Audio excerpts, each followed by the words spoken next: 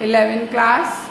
We are continuing Rutherford's atomic model as we talked about earlier. As you know that our second chapter is going on, that is the structure of atom. Yesterday we talked about Thomson plum pudding model and the basic theory of Rutherford, which definitely I will repeat once and we will go for the further. What I am saying that Rutherford source is practical for a scattering experiment, है ना? So there is a lead box. In that lead box there is a radioactive element. That radioactive element emits so many types of radiation. We collected alpha particle through this slit. We passes alpha particle and striking over this gold foil, which is 100 nanometer thin. And as we strike through this gold foil, we have seen some illumination is occurring in this zinc sulfide screen. This zinc sulfide screen illumination is observed by that microscope, and what is happening there, that we will try to understand through this diagram of atom. In every atom, their center is made up of nucleus, and that is with the radius of 10 to the power minus 30. Every atom are possessing one center, that is known as nucleus. The radii of that nucleus is very short, that is 13 minus 10 to the power minus 13, and the radii of atom, which one? That cell one is 10 to the power minus 8.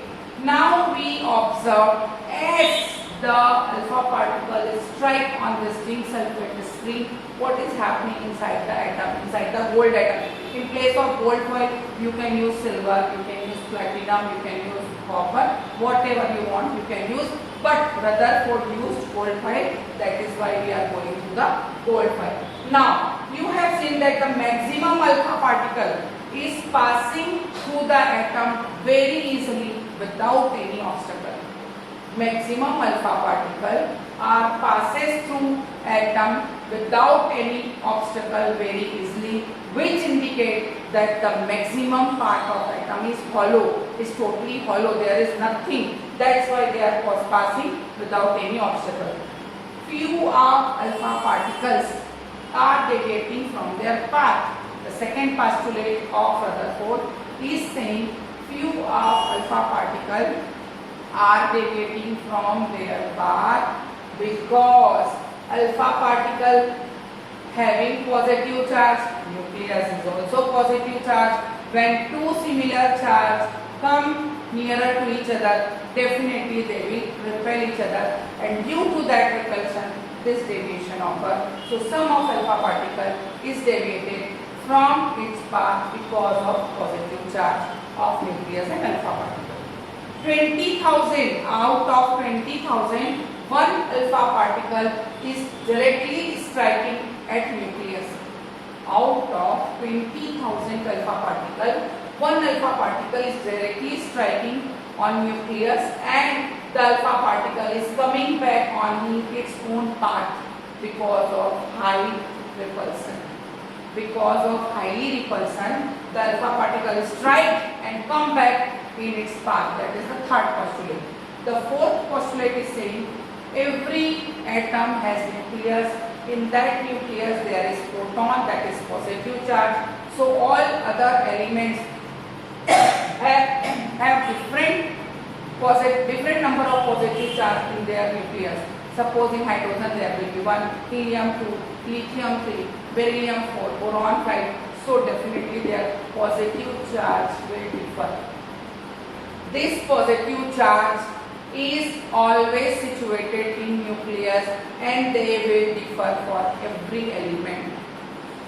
Sixth point is that every atom possessing a spherical cell around this nucleus, and electron is revolving in this cell. Every atom has a spherical cell around the nucleus, and in that cell electron is revolving continuously.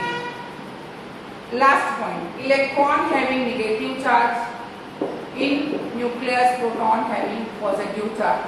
this proton is balancing this electron by a definite attraction force between positive and negative.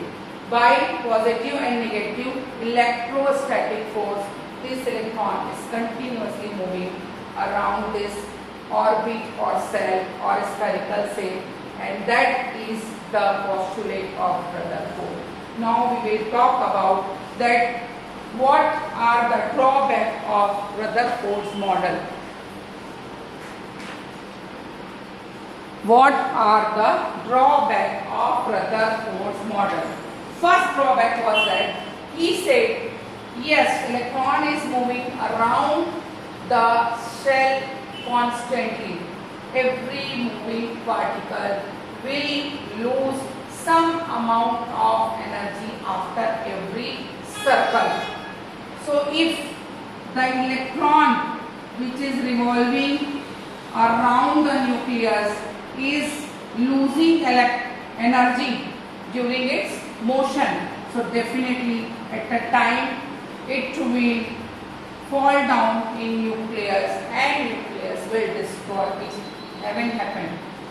Every electron during its movement are losing some amount of energy.